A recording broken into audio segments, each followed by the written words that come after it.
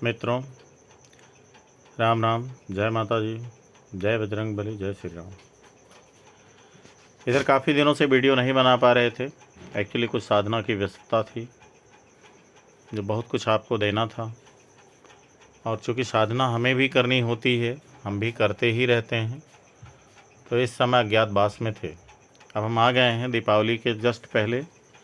तो हम चाहते हैं कि आप सभी को दीपावली के लिए कुछ चीज़ें ऐसी बता दी जाएं जिसे आप दृढ़ता के साथ करें और अपने आप को सामाजिक स्तर पर, आर्थिक स्तर पर उन्नति की तरफ ले जाएं और साधुता आपके अंदर उन्नति बढ़े।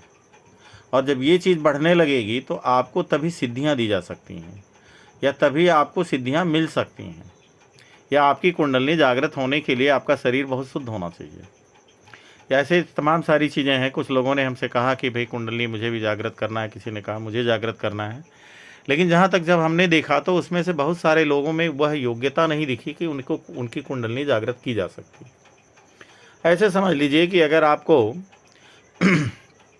1 कुंटल का वज़न रखना है या कोई बड़ी सी वस्तु रखनी है, तो जितनी बड़ी वस्तु है उससे बड़ा थोड़ा सा रखने वाला पात्र भी होना चाहिए। ऐसे ही किसी भी सिद्धि को अगर धारण करना है तो धारण करने के लिए उसी के हिसाब से आपके पास शरीर, उसी की तरह से जो पात्र है रखने का, यानी कि आपका शरीर, वह भी होना चाहिए।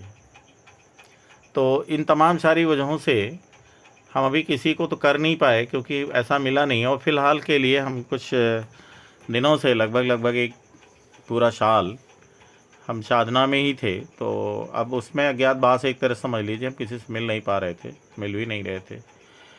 तो अब हम आ गए हैं। तो अब आपको छोटी सी बात, दीपावली पर आए हैं तो जाहिर सी बात है दीपावली पे अब आपको कुछ उसके लाभ बता दिए जाएं। वह करिए, आर्थिक स्थिति सुधरेगी तो मन प्रसन्न रहेगा, और जब मन प्रसन्न रहेगा तो आप बहुत सारी चीज़ें कर लेंगे। तो कल धनतेरस है। धनतेरस पर आप ऐसे ही जो भी पूजा पाठ की सामग्री होती हैं, जहाँ पर भी फ़ोटो वगैरह या मंदिर टाइप का ऐसे एक नया बना लेते हैं, आसन थोड़ा ऊंचा दे करके, और जहाँ नीचे बैठते हैं सभी लोग, पूरे परिवार के सारे लोग बैठते हैं, बैठना चाहिए आपको।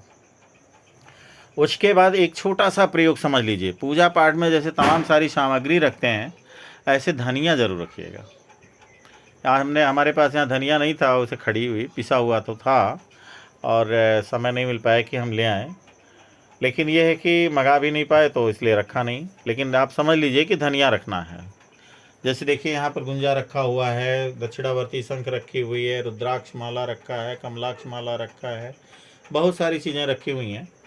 और ये एक दीपक स्पेशल टाइप का है, भी इसके विषय में भी वीडियो बनेगा, तो आप उसको भी देख लीजिएगा, उसमें भी एक उपाय ही है।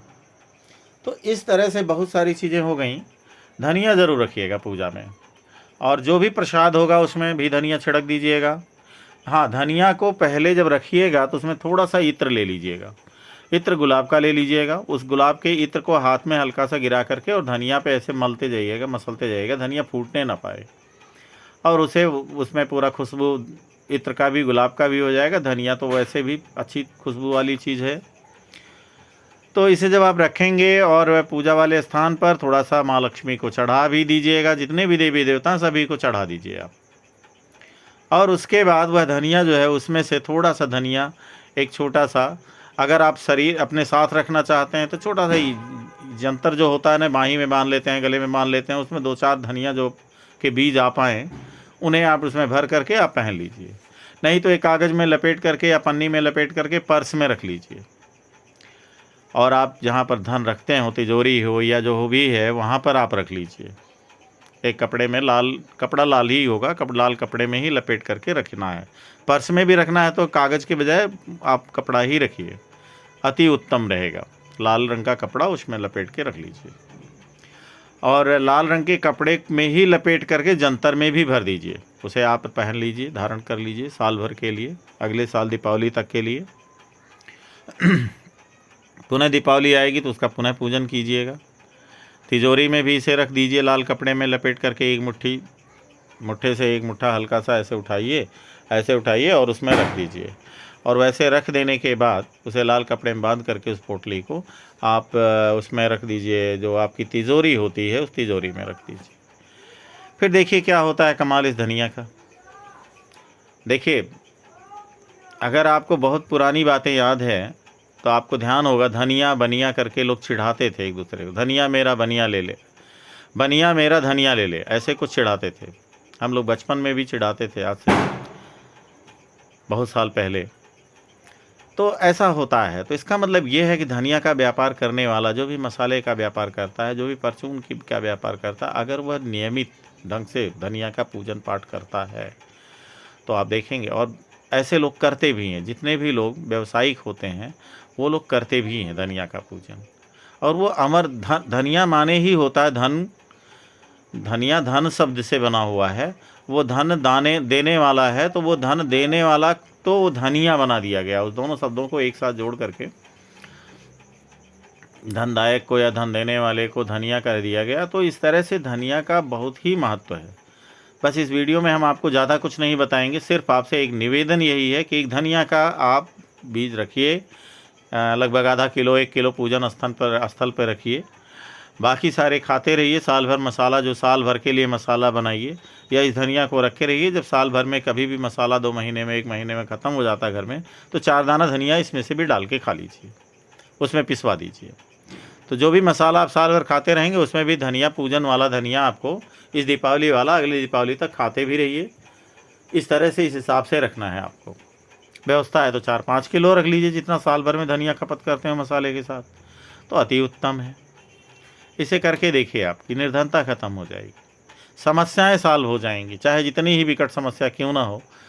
हाँ, ऐसा करने से, माता लक्ष्मी को धनिया का दान करने से, क्योंकि यह माता लक्ष्मी का ही एक स्वरूप होता है धनिया, तो उसे करने से आपका सभी समस्याएं, समस्त समस्याएं जितनी भी होती हैं, सामाजिक, आर्थिक और मानसिक, ये सारी चीज़ें, मानसिक देखो, आर्थिक से ही बहुत सारी चीज़ें जुड़ी होती हैं।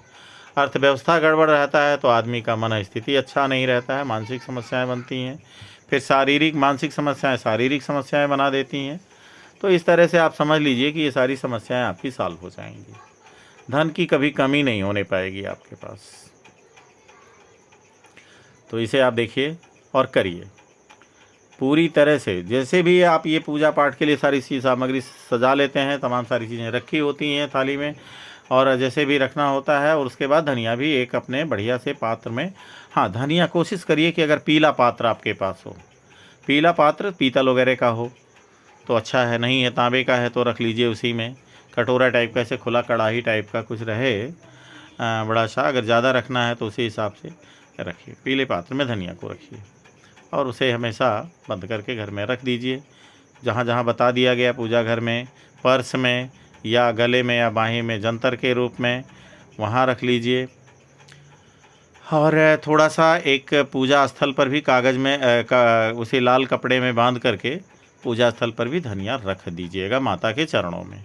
बस इतना काम आपको करना है, बल्ले बल्ले हो जाएगा, लाइफ सुधर जाएगी आपकी, इसमें कोई दो राय नहीं है। जीवन में किसी भी तरह की समस्याएं नहीं आने पाएगी, क्योंकि आपके ऊपर माता लक्ष्मी की कृपा सदा सदा के लिए बनी रहेगी।